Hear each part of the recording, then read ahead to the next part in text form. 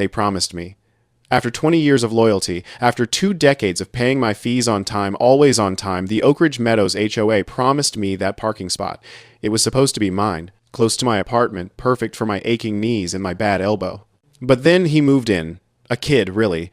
Been there barely 14 months, and somehow he had the audacity to take what was mine, the parking spot that was promised to me. I took him to court. I thought Judge Porter would see it my way. I thought someone, finally, would understand what I've been through. What I still go through every single day. And I'm Patricia Longworth, 62 years old. 20 years. That's how long I've been at Oak Ridge Meadows. And let me tell you, nobody, and I mean nobody, knows this place like I do. I know every crack in the pavement, every corner where the landscapers always mess up, every single resident and their business. When the Hendersons moved out 3 weeks ago, I thought my prayers had finally been answered. Their spot, 147B, was positioned right, and I mean right, 15 feet from my apartment door. Not the handicap spots that the HOA kept pushing me toward. Those were too far. Nearly 40 yards from my unit, which is absolutely ridiculous considering my conditions. My knees don't work like they used to. The bursitis in my elbow flares up constantly. Walking an extra 30 yards to my car was torture. Literal torture. So when Deborah Chen, the HOA president, called me into her office and said, "Patricia, we're going to take care of you when that unit becomes available," I felt something I hadn't felt in years. Relief.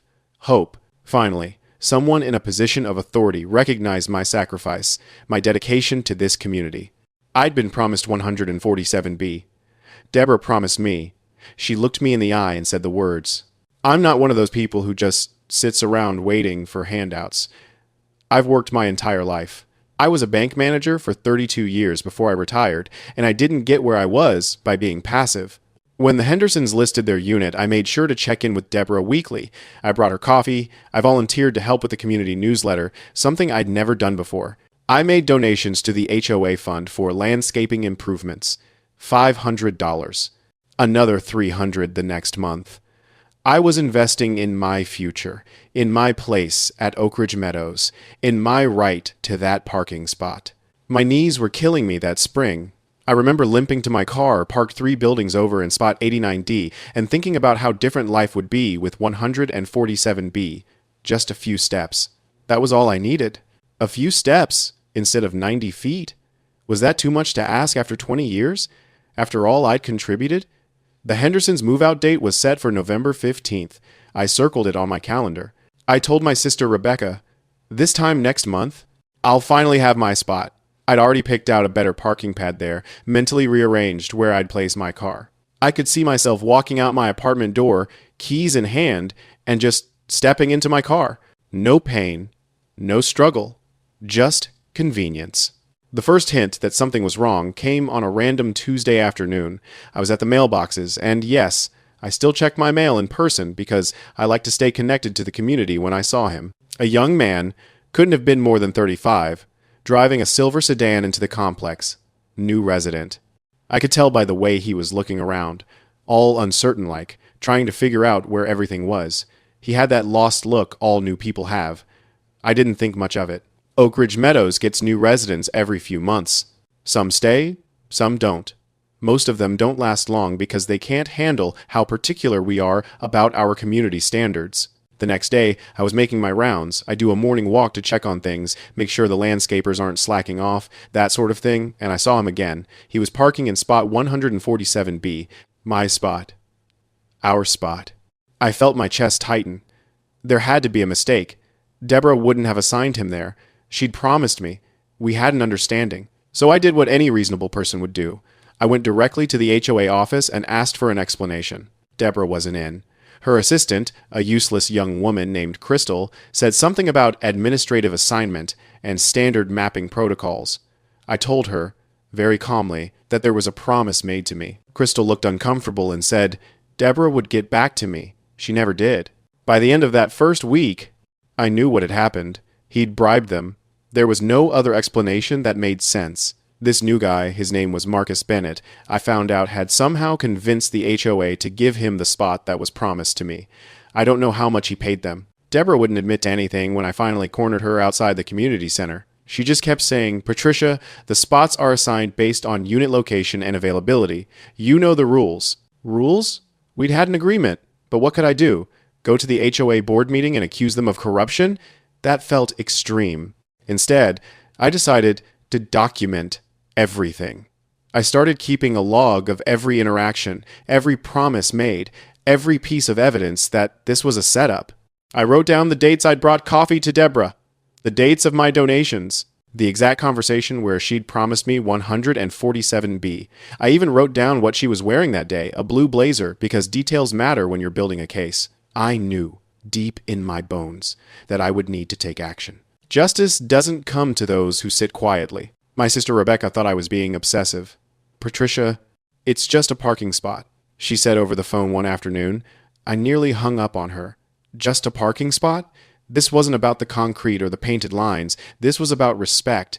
This was about a promise broken. This was about a system that was supposed to protect long-term residents, like me, being corrupted by someone with enough money to throw around. He bribed them, Rebecca, I said. How else would a brand new resident get the best spot in the complex? How else could this happen? Rebecca sighed. She always sighs when I'm talking about Oak Ridge Meadows drama. But I didn't care what she thought. I was right, and I knew I was right. Over the next few weeks, I watched Marcus Bennett use my spot. Every single day, I'd see his silver sedan parked there, and every single day, it felt like a personal insult. I'd walk past it on my way to my distant parking spot, my knees screaming with each step, and I'd memorize his license plate, DMT 4829. I wrote it down. I took photos of his car parked in 147B. I started a folder on my computer labeled Evidence. I was building something. A case. A narrative. Proof that the system was rigged. Then came the day I decided to go to court. Not because I'd lost hope in the HOA. Well, maybe a little because of that, but because I needed someone with authority to hear me. Someone impartial. Someone who couldn't be bribed. Judge Porter. I'd seen his show. He seemed fair. Tough, but fair. I filed the lawsuit against Marcus Bennett, naming the HOA as supporting defendants. My lawyer, a competent but overly cautious man named Gerald, kept telling me that the case was unconventional and might be difficult to prove. Difficult? How was it difficult to prove that a young man had bribed his way into getting a parking spot that was promised to me? It was obvious. It was clear. It was right there. Gerald suggested we focus on the HOA's failure to honor their agreement, but I insisted we go after Marcus too. He was the beneficiary of corruption. He had to be held accountable. I filled out the court forms myself, adding details about my medical conditions, my 20 years of loyalty, my donations to the HOA fund. I made sure Judge Porter would understand the scope of this injustice. The court date was set for November 22nd, 2 weeks away. I circled it on my calendar, just like I had circled the Hendersons' move-out date. This was going to be my moment. This was going to be the moment when someone finally listened. Walking into the courthouse that Friday morning, I felt oddly calm. I'd prepared meticulously. I had my medical records. I had documentation of my donations. I had a timeline of events. I had photos of Marcus's car in my spot. I was ready. Judge Porter seemed like exactly the kind of person who would see through the corruption, who would understand what it meant to be betrayed by a system you'd trusted. When he started asking questions, I felt vindicated. Finally, someone was taking this seriously. But then, something unexpected happened. The more I talked, the more I interrupted Marcus. He kept trying to lie, and I had to correct him. The more I could see Judge Porter's expression changing. Not in the way I expected. Not with growing outrage on my behalf. Instead, he seemed almost disappointed. In me.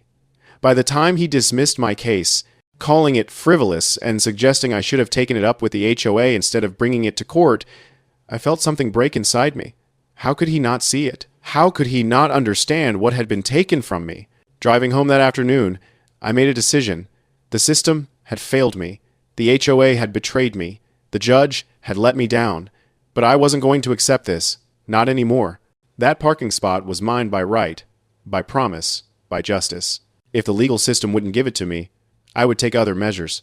I started small. I began knocking on Marcus's door whenever I needed help with something. Groceries, packages, moving things. "Marcus, honey, could you be a dear and help me bring these in from my car?" He seemed annoyed at first, but I didn't care. I was being strategic. I was making his life complicated enough that staying in 147B wouldn't be worth it. I'd show up at random times. I'd complain to the HOA about his parking habits, his visitors, noise levels, anything I could document and report. I'd leave passive-aggressive notes on his windshield about proper parking etiquette and community respect. I even started a complaint log, in case I needed it for future legal action. My sister Rebecca called less frequently now. She said I was spiraling and obsessing. But she was wrong. I was being persistent. There's a difference. Persistence is a virtue. Persistence gets you what you deserve. 6 weeks after the court date, Marcus Bennett put in a request to transfer his parking spot to a different location in the complex. I found out about it at the community center coffee station. Deborah had been discussing it with another HOA member, and I happened to be standing nearby, reorganizing the bulletin board. She didn't see me at first. When she realized I was there, her face went pale. "Patricia, it's not what you think," she started to say. But it absolutely was what I thought. My campaign had worked. Marcus couldn't handle the constant complaints, the interruptions, the inconvenience. He was leaving. He was surrendering 147B. In that moment, I felt something close to triumph.